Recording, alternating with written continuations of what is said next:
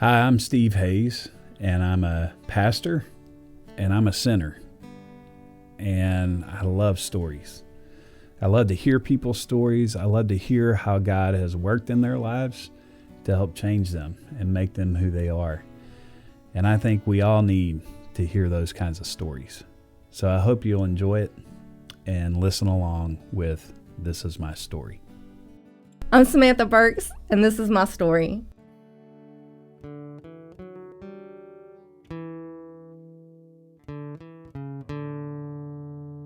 Welcome to This Is My Story. We are here today with Samantha Burkes. Is it Burkes? Burkes. Burkes. Samantha Burkes. Sorry. AKA, we know her as Sammy. Yes. And thank you so much for taking the time to talk to me and to share your story. And you got quite a story. Yes. And you got quite a hair color going over there, too. I like it. Thank you. That's a change. Yes. I walked in and I was like, what? Decided to color the gray. I might need to do the same thing. I think I would go with like a fire engine red. Maybe a green. Maybe a green, like a bright. Yes, that's awesome. But it is really good to have you. You and I have talked before. You just have an incredible story.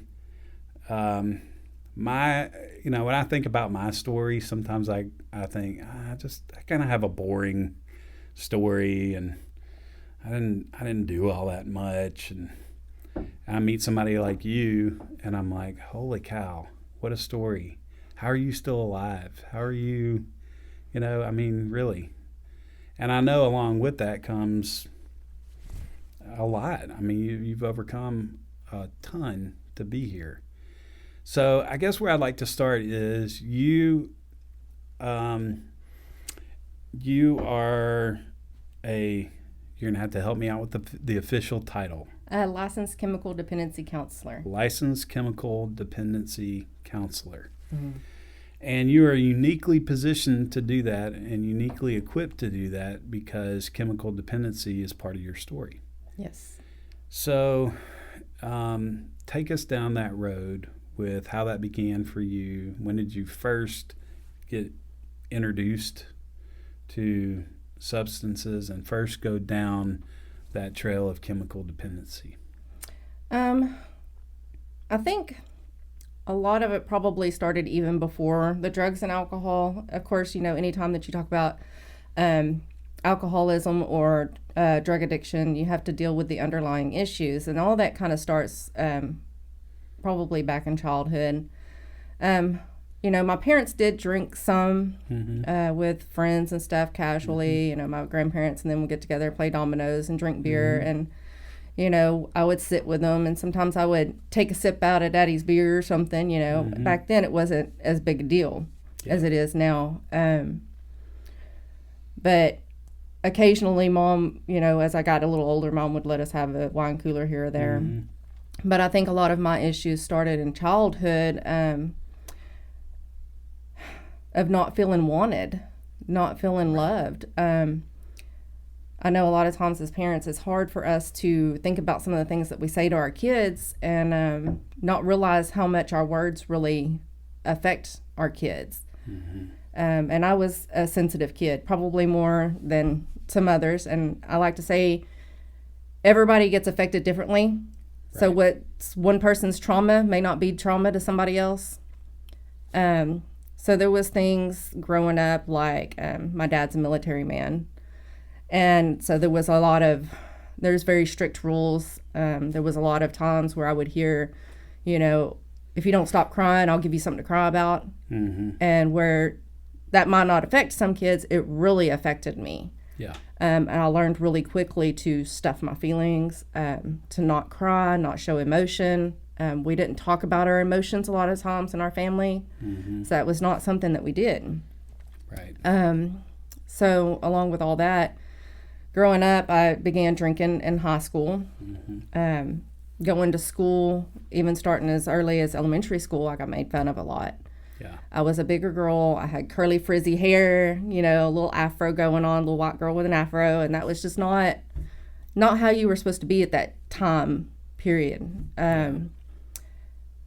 My mom would tell me a lot of times that, you know, other little kids aren't going to like you because, you know, you're too fat, or, you know, or before I started school, I was kind of lazy about potty training. So, you know, she would make comments to me about that. And then when I got into school, I realized that kids were making fun of me. And so it just kind of reinforced all that. It wasn't any one thing. It was all of it together. Let me stop you there just real quick, because I think it is important for me to share and for you to share. You have a great relationship with your parents now. Yes. And you love them, and, you know, and they did a lot of things that they knew to do at the time, and a lot of things that they didn't really know any better. But like you said, sometimes, you know, what one kid may be able to handle, no problem, another kid might take them off guard. And I'm so glad you mentioned that, because when we talk about substance abuse in particular and chemical dependency, a lot of times we start with, this is when I took my first drink, or this is where I smoked my first joint, or whatever it was. And I love how you said it started even before I ever did any of that. It was a mindset. And I remember my sister talking about this. She talks about the alcoholic mind, and how, you know, even though you may not be even partaking of substances, there's a mindset that goes along with it that makes you susceptible to substance abuse. And I think that's what you're talking about. Yes. And I think that's a very important message for people to hear, because it doesn't just start with your first drink. Absolutely. And it also is a hereditary thing. So we do have alcoholism that runs in our family. And even though my mom told me that, as a teenager, I didn't listen, of course. But yeah, my parents did what they thought was best at the time. And I see that more now than what I did back then. But I think in my mind, too, I also had my parents on a pedestal. Yeah. They were my gods. And so when they do things that would hurt me, it would devastate me. And really and truly, the whole time I was really crying out for that attention. You know, I wanted them to be proud of me. And I was an all or nothing kind of kid. So when my grades weren't enough and my achievements weren't enough at school, I would throw my hands up and go in the opposite direction. And I would go far left, and I would act out. Yeah. And so that's kind of where I went wrong in high school. I started out with the drinking and stuff, and I had really good grades for a while, and it was, my grades came pretty easy to me, so I didn't really have to study a lot. Yeah. And I made good grades. But as I got into high school, eventually I began smoking weed, you know, and of course I was completely against doing any other drugs at that time. And I have learned through my experience, never say never, because everything I ever said I'd never do, I did, unfortunately. But it just escalated from there through high school. I think when I was 16 or 17, I started dabbling around with cocaine and crank. By the time I completed high school, by the time I was 18 years old, I got arrested for the first time for breaking into money boxes out at Lake Ray Roberts. Actually, I was the drunk one in the car, and the other people were breaking in the boxes, but, you know, I went to jail because I was in the car with them. Right. One of the things that, you know, parents always tell their kids, it's guilt by association. Right. And I didn't understand that concept at all. But it just kind of escalated from there. And I think by the time, when it came into relationships and stuff, all that self-hatred kind of got reinforced. Yeah. The relationships that I had with the guys were not good. One of the first relationships that I got into, the guy told me that he wasn't going to continue seeing me or dating me if I didn't sleep with him. So that was kind of my first lesson on that. And so then I kind of related love and sex together. And so with the drug use, you know, I became very promiscuous. By the time I was 16, I think it was about 16, I got raped at a party that I never talked to anybody about until I went to treatment a few years back. Right. So, I mean, that was something that I just never, I kept it to myself. My best friend that was there with me, she knew about it, and she was the only one. Wow. But yeah, after that, it was just, I bounced around from one relationship to the next, and I'm not even sure I would call them relationships per se. They were definitely unhealthy relationships. Right. Did you find that that lack of acceptance that you sort of naturally struggled with, and that you began to struggle with in your home, did you find that there was always a group that was willing to accept you?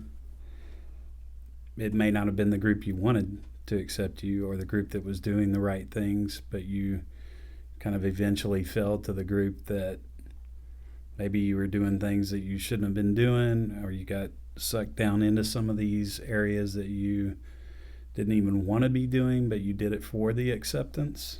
Oh, absolutely. Of course, you all have your little cliques in high school. Mm-hmm. And I kind of, I don't know if I kind of associated with a little bit of everybody. Mm-hmm. I would kind of bounce around a lot. I never really felt like I fit in with any of them. Yeah. But there was that group of kind of outcast kids that I fell into the most. We were going to parties and doing the rave parties and stuff like that, mixing turntables and music and all that kind of stuff. But I got to where I couldn't function socially unless I was on something. Yeah. You know, some kind of drug or alcohol or something. I couldn't socialize. Did your parents know at the time? Or did you keep it hidden? A lot of it I kept hidden. I was now to back up a little bit, I will say, you know, to talk about my relationship with God through the process. Yeah. My parents did take us to church. We went every Sunday night. We went or Sunday morning and Sunday night, and we went Wednesday night a lot of times. So we did have some church, but the stories, I remember hearing a lot of the stories when I was younger, and, Mm-hmm. Jonah in the well and a virgin get pregnant and all these things, they just didn't make any sense to me. Yeah. So it was like watching, like the kids watching VeggieTales today. That's how I saw the Bible stories, just some cartoon. Yeah. So it just never made a lot of sense to me, and it just never really stuck with me. Mm-hmm. But, at the same time, I remember feeling like I knew, or I wanted to know Jesus, or I loved Jesus. I knew he was there. I just didn't really understand it. And I remember being called a couple times, to be saved, and thinking about baptism, and it just never, I did never feel right, because I just didn't feel like I was there. And I guess my thought process was, if I get baptized and then I really screw up, God's never going to accept me. Right. So I just never did it, and Mm-hmm. I think through that process, I went through several stages with my relationship with God before I came back to him. Yeah. But yeah, my parents, they kind of knew, they knew several different occasions that I was doing stuff. My mom and I had a very love-hate relationship, Mm-hmm. to put it nicely. My parents were very strict and controlling, and I was always trying to find freedom.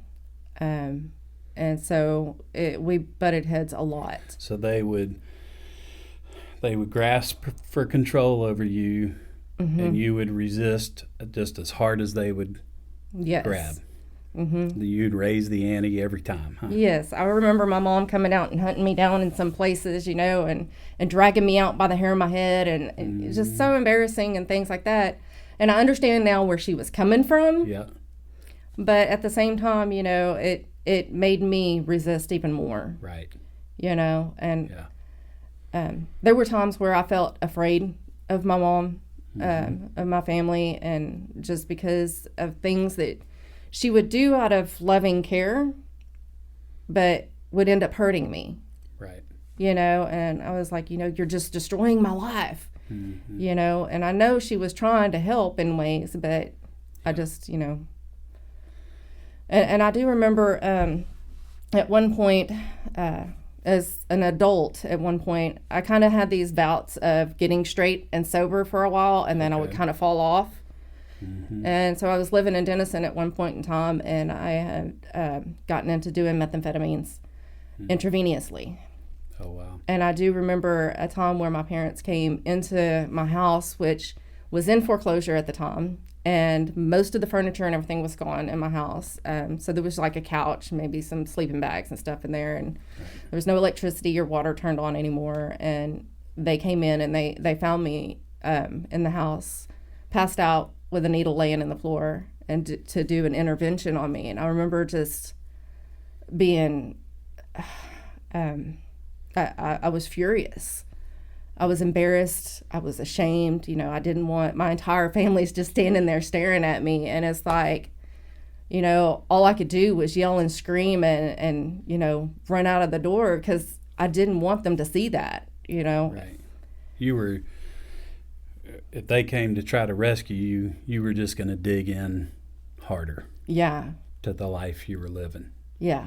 Because it was better than the alternative of facing the shame and the guilt that kept me wrapped up in that lifestyle. Yeah. And you know, and a lot of it, you know, just from my past, one of the instances that we had with the school counselor, they tried to get me into counseling at one point after a friend of mine that I was in school with, he was 15 when he got shot and killed. And I was about 15, and I know the counselor had gone to my parents about having me involved in the school counseling, and right. You know, that was just not something that our family believed in at the time. Right. And so my parents refused to allow me to do the counseling there, and so in rebellion, I decided that I wouldn't, you know, if I couldn't go to counseling, that I wouldn't talk to anybody, and so I began, you know, to keep things hidden a lot. Stuffed everything. I kind of became this little chameleon of whoever I was around. I could change myself to be who they wanted or needed me to be. So for every situation, I just became that person. Yeah. You know, and that's all that I wanted. I was looking for something that I couldn't find. I wanted to be loved. I wanted to be accepted. But I was being loved and accepted for all the wrong reasons. Right. And I think so many of us play some of those same games. You know, we can all look at ourselves and at times and think, oh, I did this to fit in, or I changed who I was in this setting because I didn't want to be looked at weird, or because I had something to hide, or because I was in some level of rebellion in my life. And it kind of seems to me the same things that a lot of young people and even adults struggled with, but maybe like on steroids, like magnified to a pretty strong disease, you know, and to a pretty strong degree. So you were exhibiting some of the same you know, defense mechanisms that a lot of people exhibit, but it was just magnified. Yeah. And you were in it kind of too far to probably be fully aware of it, even what you were doing. Oh, yeah.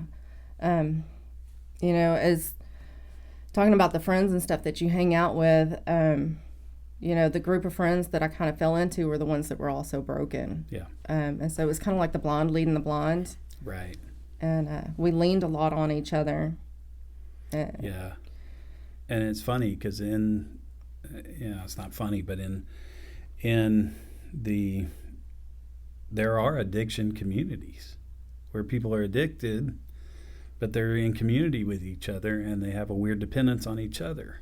You know, even to cover their addiction or to stay in that plight. It's just interesting to me that, and I had somebody tell me this at one point, if you don't fit in the right crowds, there will always be a place for you to fit in the wrong ones. Absolutely, yeah. And that sounds like that's what you found. Yeah, and it's a whole nother world. You know, I try to explain to people that haven't ever, you know, been there.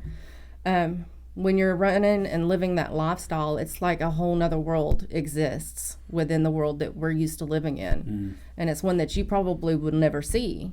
Right. But it exists right here in your own community. Yeah. And a lot of people turn a blind eye to it. And it exists in our community big time. Yes, absolutely. It does. So continue on with your story. You've gotten into a pretty strong degree into all of this, but you still had further to go. You hadn't hit rock bottom yet. Yeah. You hadn't gotten to a point where you were ready to change your life or knew how. Yeah. What happened from there? Well, I know, like, at one time I had gotten sober when my brother and my sister-in-law had my niece. That was one of the things that my brother had told me: if you don't straighten up, you're not going to be a part of her life. And, right. That was catastrophic for me. Yeah. I had kind of gotten to a point where I was going out and getting drunk and just doing stupid stuff. And, he didn't know that there was anything more to it than that at that time. But I did get straight. I did get sober it lasted probably for about 7 years. Wow. And I was doing fairly decently, but I started kind of going out, going to the bars and hanging out. Ran across an old friend of mine and who dealt with cocaine, and kind of started dabbling with that a little bit. And then I met this guy, and he and I kind of started dating, and he evidently had been in trouble before for making methamphetamines, and talked me into letting him make methamphetamines in my house. So that was kind of my first experience when I started getting into meth. He taught me how to cook it in my own home. And I think at one point in time, when everything kind of fell apart, we threw some matchbooks into the trash can, and when the trash guy came to pick it up, the trash compactor compacted and it struck all the mattress and caught the trash truck on fire in front of my house. Whoa. Yeah. So, of course, my house got ransacked, and that was the first time that I had really had any interaction with the police over it. I ended up getting out of that. I did lie to the police to get out of it. I think they knew that it was somebody else that was there, but I would never tell them who it was. Right. That's kind of a code there that I had to reprogram myself out of. But it was really, that's kind of where things started really going downhill for me. Mm-hmm. The first time where I kind of hit, I hit two rock bottoms. This was on my way to the first rock bottom. Okay. And I ended up in going through all kinds of stuff. I think that's when I started shooting up. I started learning how to sell drugs, and getting introduced to a lot of people.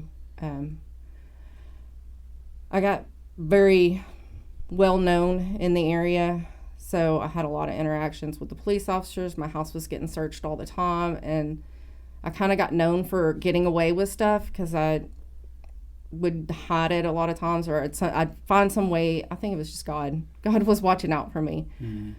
On many occasions.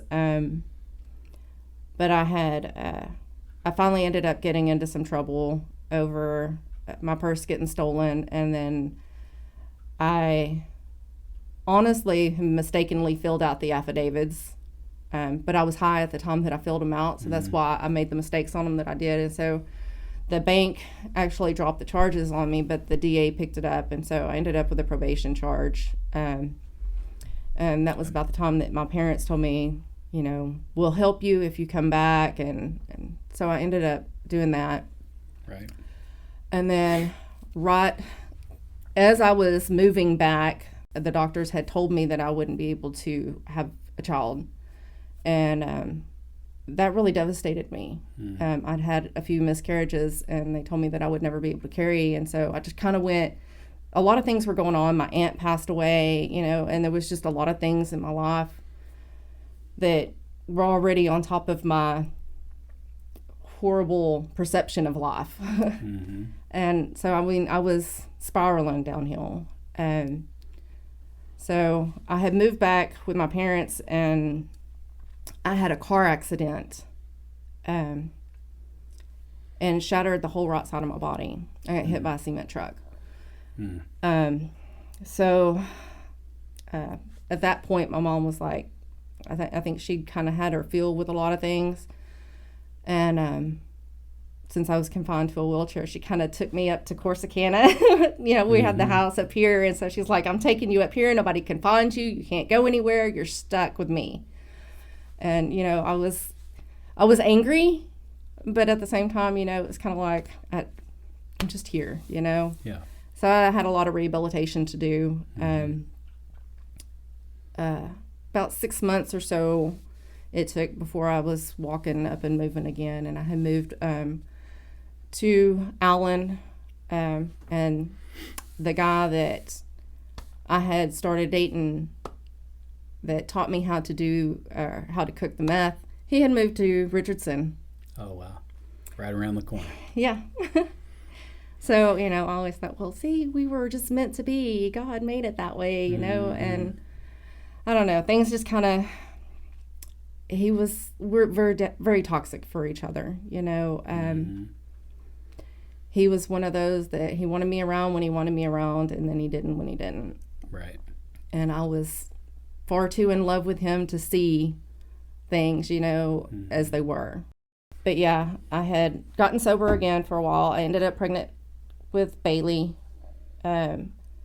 which was a complete shock because, like I said, I had been told that I couldn't have kids. So it wasn't something that, I had prepared for. I was rather promiscuous. I was doing drugs and doing all kinds of stuff. So, I wasn't very careful. I didn't think I could get pregnant, so I wasn't real worried about it. But did that clean you up? Did you stay clean through pregnancy? I did. I quit smoking and stayed clean through the pregnancy. The guy and I, we kind of split up for a while. We ended up back together about a month before Bailey was born. We tried to be sober together, which was not good for us. I mean, it just didn't work. There were a couple of times where we kind of dabbled on a weekend or something, when Bailey was gone to my parents' house, and we couldn't seem to get along sober. Were you still in the drug world as far as like selling and? No, I had stepped away from all that when Bailey was born. It wasn't until when he and I finally kind of had a falling out about when she was about 2 years old. We kind of had it out, and here I am with my expectations again. I got in this fight with him, and I pushed him to a limit, and what I expected from him was to fight for our relationship. Right. And he didn't. He was done. I came home from work one day and he was gone. And did that cause another spiral? It did. And of course, me being the person that I was and growing up the way that I did, I believed I could handle it all on my own. I didn't need anybody else, and so everybody asked me, are you okay? Okay. Yeah, I'm fine. It's fine. I got this, but inside I was a tornado. I remember putting Bailey to bed at night and I would sit in the shower and cry, and I didn't know how to deal with life on my own or anything. I had no coping skills at all. So here I was just kind of sitting there. I was lonely. I was tired. I was, And you went back to the only thing that helped me to deal with all that. Or at least seemed to help. Yeah. Right back to the same ways of coping. Mm-hmm. And did it go right back to the same level? Not at first. At first it was just kind of, dabbling. I was hanging out with some friends on the weekend, just to get out of my space. And then, of course, it got to where it was like, we'll the meth would help me to stay up more. It gave me more energy. Eventually, I was having a hard time paying bills, so I could sell a little bit on the weekends and I could make some money back and, make ends meet. And, at first it was kind of okay. And it's always that way when you start doing some of this stuff. It's all great in the beginning. Right. And you think you have control over it, but eventually it takes control over you. Mm-hmm. And that's kind of where it went. It was just one thing after another. And it was just, before I knew it, within a short period of time, I'm just spiraling out of control again. I'm having problems at work, I'm having problems, at home. My family starts to take notice of some of the things that I'm doing or not doing. Some of the people that I start having around my house and stuff, my parents start taking notice of that. One thing I will say, I tried, to never have drugs around when Bailey was with me. I never had them in the house when she was there. I didn't have those people around her when she was there, But you were not doing well. No, I was not doing well at all. Did it ever affect her? CPS ever get involved or anything like that? No, they didn't. Now, my parents did come in and take her from me at one point in time, and it was all out war. I lost it. Yeah. I was combative with them. They took her and they hid her, and they did this whole intervention thing with me. I did not do well with interventions. By this point, I was just an angry and hate-filled person. Yeah. At this point, my relationship with God had gotten to a point where I was angry with him. I remember at one point in time, I yelled at him and I cursed him, and, God and I just had an all-out fight. How could you do this to me? How could you create me this way? How can you even say that you're a good God if you're going to put me through this? Why am I even here?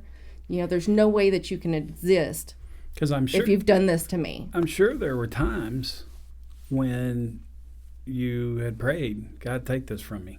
Yes. I don't want to be like this. And so here's this moment where it's not been taken from you. You still are like this. And God, where are you at? Mm-hmm.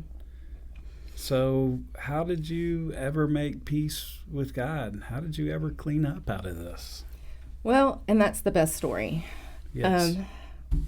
So after Bailey, Mom and Dad had kind of taken Bailey, and I had resolved to letting her stay with them. Mm-hmm. I was trying off and on to kind of get my life back together, but at the same time, I was still involved in things. I got involved for selling some drugs for some people that were not very good people, and they did not want me to stop making money for them. And so there was some threats that were made, some things that happened. And I remember driving back from Sherman Denison area, from where I was from, and driving back to Texarkana to go see my daughter, because I would do that. I would go and I would run the streets, and then I would clean up for 2 or 3 days, and then I would come back to Texarkana to spend 2 or 3 days with my daughter. And I was kind of going back and forth. And I remember kind of dozing off on my way back. I was driving. It was probably around midnight, driving through Dallas. And I hit the concrete barrier on 75. And my car went up on 2 wheels and came back down. And I went all the way across all 4 lanes of highway into the ditch. And it jolted me awake, And I got out of the car and I was just crying, and the only thing that was wrong was it busted the fog light on my car. Luckily there was nobody else on the road, which doesn't happen in downtown Dallas at any point in time of the day or night. Right. So again, God. But I remember at that point I fell to my knees in the ditch on the side of the highway, just bawling. And I told God, I said, I don't know if you're there. I said, but if you are, I can't do this anymore. And I was like, I need you. I need you to do something in my life because I can't do it. whatever needs to happen, I can't do it. I don't have the power to do it. And I got back in the car. I made it to Texarkana. And I got down here and I spent the weekend with my daughter. And although there was something pulling at me to stay, there was also something pulling at me and telling me I couldn't. And so I was going to do this drug deal, and I was really trying to get the money together to get this hotel, and I was going to take my daughter and or not a hotel, but an apartment. I was working. I had started working again at a job in Dallas. And so I thought, okay, I'm going to get this extra money. This is going to give me the money I need to put a down payment on this apartment and, all this stuff. And I don't know, something told me that I wasn't coming home that night. Something told me that I was going to jail. And it was like, I remember calling a friend of mine and telling him, I was like, I'm going to jail tonight, and you should come up here and sit in this parking lot. That's where I'm going to be. And I need you to see what happens, And he's like, well, why are you going? And I was like, I don't know. It was like a magnet pulling me. And, looking back on it now, I know that was God pulling me into something that needed to happen. But I did. I went into an undercover drug bust. And so I got busted and went to jail that night. For the first time, my parents decided they were going to leave me there, which was a good thing. And it's crazy because I had the money in my account to get out, but there was some other things that were going on at that point in time that were blocking me from being able to access my bank accounts. So the DA was not very happy with me. He wanted me to be charged. He was ready to throw the book at you. Yeah. He had been trying to catch me for a good long time. Now was their chance to get you and make an example of you. Exactly. And everything else. And it was all signs were pointing toward you were going to go away and maybe do some significant time. Yes. The DA was pressing for a 10-year state jail sentence.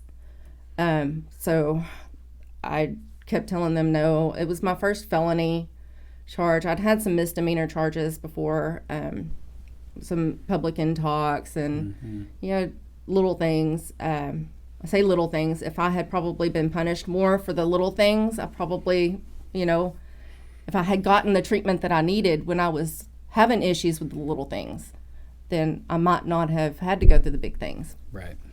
But this was kind of my moment. My parents were like, you're just going to stay there. You're going to have to suffer the consequences. I was angry with them. I was angry at them. I was angry at God. I was like, God, this is not what I asked you for, But he gives us what we need, even if it's not what we want. And so through that, I eventually did get out for a while. I tried to straighten up for a while. I kind of went back and forth with some stuff. Until I ended up going to court. So I got arrested in August. I had gotten out, and so then I ended up going back to court right before Christmas of 2012. Okay. The DA did not come off of his offer for 10 years. I did get a chance. The attorney that my parents helped me get, they did help me get an attorney, and he got me before the drug court board. Now here's the amazing thing about the drug court board. This is how amazing God is. He places people in your life that you have no idea how they're going to come back around to you. The head of the drug court board was an attorney that I had worked for before at one of my many jobs, doing mortgage banking and stuff. And so he was the head of the drug court board. And you had no idea? I had no idea until I walked in the room and wow. I saw him. And then the girl who used to be my bartender at the bar that I used to frequent, she was the lead psychiatrist. She had been going to school all this time for psychology and psychiatry. Wow. So she was on the board too. And so when I walked in and I saw both of them, it was kind of a bittersweet moment because it was kind of embarrassing because I was like, oh my gosh, here I am going before these people this way. But at the same time, I could see the part that God was playing in my life. He put them in my life. They were significant figures in my life at one point in time. So they knew me. They knew what I struggled with. They knew who I was. I'm trying not to have a coughing fit, but I'm about to. Sorry. That's right. But they knew who I was outside of the drugs. Yeah. You know. And so I think that they played a significant part in me being approved for the drug court program. Good. Because my charge was a manufacturing delivery charge, which is not something that they usually will pick for that program. Right. So yeah, it did kind of work out. I did go before the judge, and the judge told me that he was going to give me the 10-year sentence that the DA wanted, but he would probate it for 10 years if I agreed to do the inpatient treatment along with the drug court program. So I went to Bowie County Women's Recovery Center in Texarkana is where I ended up getting sent to for about a year. And it was a godsend. I mean, that place. Life altering. I'll be honest, I can honestly tell you that I felt God's presence in that place the minute I walked into it. It's, you know, some people talk about the treatment centers that they go to, or Safe P when it comes to TDCJ, and it wasn't quite like the Safe P programs, but it's still part of TDC. It's a treatment community, so it's run maybe a little bit differently. What's TDC? The Texas Department of Criminal Justice. Yeah. Oh, criminal justice. Okay. So, yeah, I was there for almost a year, for about 11 months, I think. I sat in county for about 3 months before I got shipped over there, and that was a significant moment because, you know, sitting in county jail for 3 months is a horrible experience for anybody. But at the same time, I got to where I saw people that would come in and they would get out, and I mean, within a week or two, they would be right back in there. And I remember thinking to myself, God, I don't want that to be my life, in and out of this place. You know, I've been in and out of it enough. You know, I don't, at my age, and I would see people that were 50 and 60 years old coming in there, and I'm like, oh, really? Yeah. You know, and I thought, I don't want that to be me. So you started putting the pieces together. Yeah. Probably gave you a lot of time to think. It did. And to think, how did I get here? What were the things that led me to this? And Right before I left county is when I decided, okay, God, you put me here. What do you want me to know? Let me stop you right there. You said the words, you put me here. There are people in the world today, and people who are Christ followers today, who would say, God doesn't put you in bad situations. God doesn't put you in places of punishment or places that might not be comfortable or feel good. What would you say to that? I would say that even though, you know, yes, it's my actions, it's my responsibilities, not to put any of the accountability off of me, but when I cried out to God, He led me where I needed to be. You might have seen it as a place of punishment, and maybe at one point I did too, but that was my place of salvation. That was my saving grace. So He took you from the ditch to the cell. The way I like to put it is, in the Bible, it talks about He will leave the flock of 99 to find that one that's lost. Yep. And, you know, the shepherds back then, they would take the sheep and they would break their legs and put them around their neck and carry them. And so until they healed, and that was where they learned that this is the person I need to depend on. I have to stay with Him, you know. And I feel like God did that to me. He broke my legs and He put me in a place and He said, this is what you're going to do. And I did. I opened my Bible and I started reading, and I, you know, every time before I'd start reading, I'd say, what do you want me to know? And I started reading it from the very beginning. And by the time I left treatment, I had read the entire thing all the way through. Wow. And I learned so much. I soaked up every word of it. You know, it was like all the things that never made sense to me before just came together. And it was like, oh my gosh, this is the most amazing book I've ever read in my life. You know, of course, there's still a lot of it that I don't really understand, or maybe it just didn't come together. But, the gist of it, like the overall picture of that time and everything just kind of came together, and why. And at the same time I was reading Battlefield of the Mind by Joyce Meyer. I don't know if you've ever read that book. But that is an amazing book. But I was kind of reading it at the same time that I was reading my Bible, and it goes so well together. I would say if anybody is ever struggling with anything in their life, no matter what it is, that is a great book to read. Yeah. All right. So, your God placed you there because He, if I understand you correctly, God placed you there because He loved you too much to let you go. Absolutely. And that's the way I see it. Yeah. So He wrapped you up, put you around His neck, and said, "You're going to depend on me. You're going to learn to depend on me, because I love you too much to leave you in that mess." Absolutely. And you responded. Yeah. Read His Word, soaked it up like a sponge. I did. Your heart changed. There was an amazing lady that came into the treatment center. She did our church on Sundays. Miss Pam, I love her dearly. She does a lot of charity work there in Texarkana, and loves on the ladies there. And I sat with her and I talked many times, and was saved with her while I was there. Awesome. I did get to go. They take us sometimes when you get to a certain level, they'll let you go up to outside church. So there was a big church there that we got to go to, and so that was really neat. But I learned a lot there. But one of the things that I learned was part of the reason that my mom and I had such a strained relationship, was we had a very codependent relationship. I never understood what codependency was. I just always thought it meant that you depended on somebody, and I was like, I'm trying not to depend on her, Right. But no, it's allowing your morals and values to go to the wayside so that, you can make somebody else happy. And, my mom and I, our lives were very entangled with each other, and, I didn't find out until we had our family sessions and stuff too.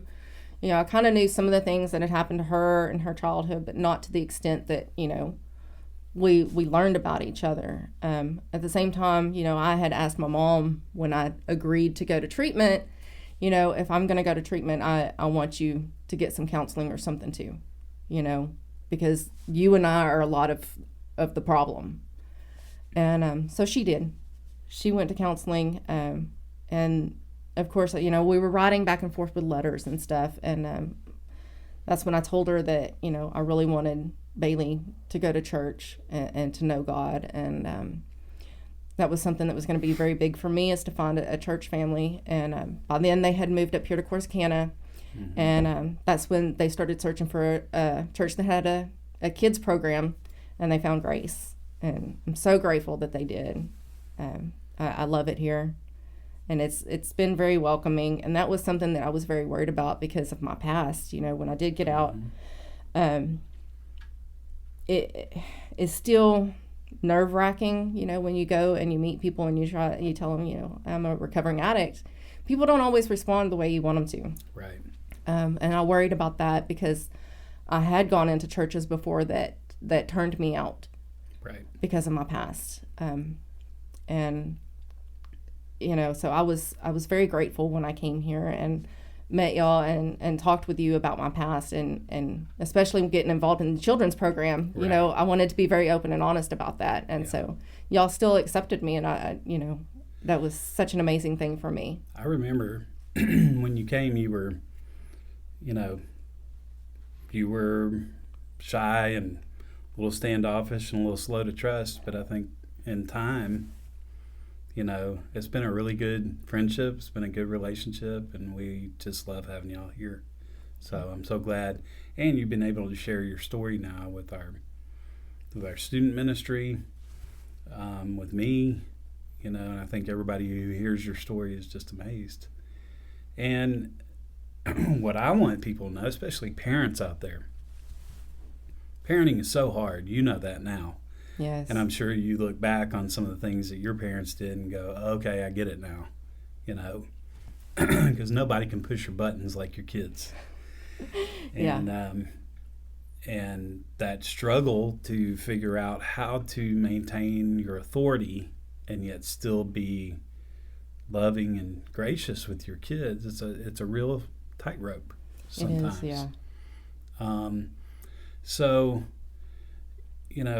when I think of your story, I think it's important for parents to see we want to jump in there and grasp for control, and we want to rip our kids out of these situations that are going to be so painful for them, and we want them to know what we know. 20, 25 years, 30 years younger than us, we want them to know what we know already with all of our vast experience and knowledge and wisdom, and they just don't learn it overnight. And sometimes they have to learn it through some of the hardest, struggles and failures. Sometimes it's embarrassing as a parent, and it can be so painful. But time and experience and even punishment, the discipline of having to face the consequences of life and learn from that, the failures, all of those things have a tendency to be the best teachers. Yes, absolutely. And the Lord I think what I think of when I think of your story and why it encourages me so much, and it touches me, because it reminds me that the arm of the Lord is not too short to reach any of us. Absolutely. No matter where we are. And God found you in the ditch. He did. A drug addict in the ditch. Absolutely, yeah. And he brought you out. Yeah. The arm of the Lord is not too short to reach us. And he really did. You're the one sheep that strayed away, and he went and found you in a hole and pulled you out. Yes. And I just think it's amazing how so many people think they resist a relationship with God because they don't think that God will love them where they are. They don't think he can. They think he will only love you when you clean yourself up and when you get right. And sometimes I thought that I had done so much that God could never love me. Yes. There was I had gone too far. Yeah. And what we don't realize is that that's when God's at his best. He loves finding us in the most desperate places, and he loves rescuing his people. That's why he sent Jesus.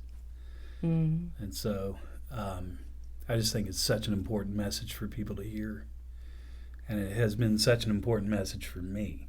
Your story ministers to me, so I'm glad I get to have the chance to be your pastor. But I'm more glad that I feel honored in that, because I see where you've come from and see what God has done in your life, and it never ceases to amaze me. So, and now look at you. You've gone on to get a lot of education. Yes, I did. I finished my my bachelor's degree in business management. I finished my master's degree in business management with honors and. Yes. Like high honors and all of these things. And that was kind of me fighting God again a little bit, because he was kind of leading me to be a counselor, and I was like, by that point I was like, I've done all the recovery stuff I want to do. I'm so sick and tired of living and eating, recovery, AA, NA, Celebrate Recovery, all this stuff, and I was kind of burned out on it a little. Right. But God kept leading me back to it. And I have found when I let go of that control of things and just kind of let him take control, he weighs things on me. And the more they weigh on me, I realize that that's him talking to me. Yeah. And so he kept leading me back, and I was like, okay.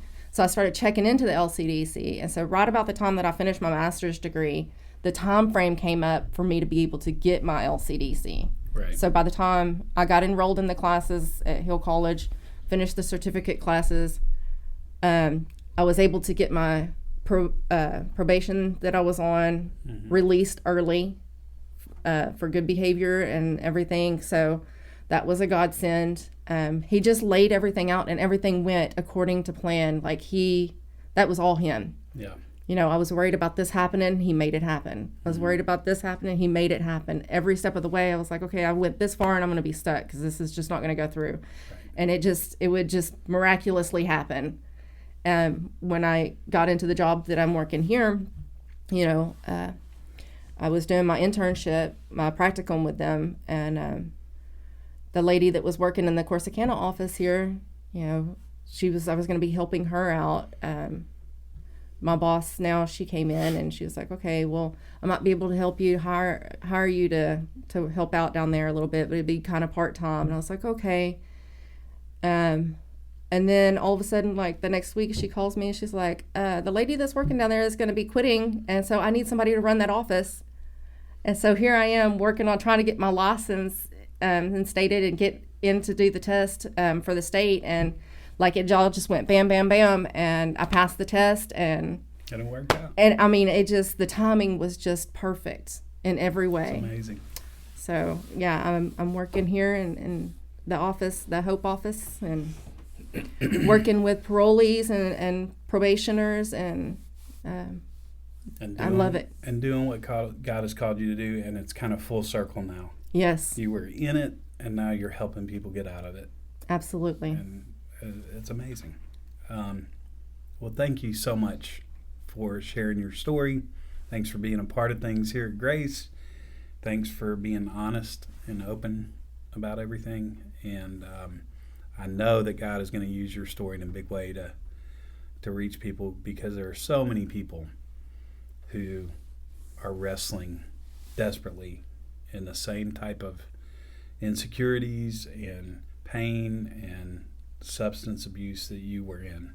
And I do want to say too that the family relations, you know, has been completely restored, and it's better than it's ever been for an entire family. Yeah, your parents are awesome, and it's so fun to see y'all together now. And every once in a while, your mom will say something that will just give a hint of, this has been really hard. Yeah, it's been really hard for all of y'all. It has been. But I think that's probably what makes it so good for all of y'all now, is that you just cherish what you have, because you didn't have it. Thanks for the time. Love you. Appreciate you. Love you too. Glad you're here. If you enjoyed our show, please subscribe.